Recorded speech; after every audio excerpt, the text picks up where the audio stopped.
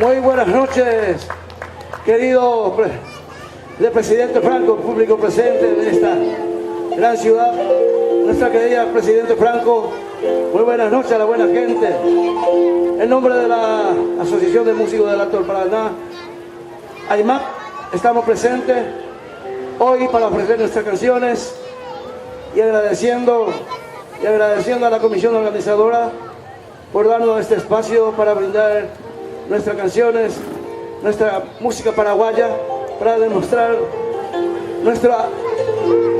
el dulce arpa guaraní que tenemos, el arpa paraguaya. Entonces, estamos muy agradecidos con el presidente de la Asociación de Músicos del Alto Paraná, que encabeza este grupo, el doctor Roberto Freitas, que está presente con el clarinete, el doctor Roberto Freitas, que es nuestro presidente. Entonces, agradecido, aplauso para él, está llevando estas asociaciones de adelante. Y gracias a toda la gente que está.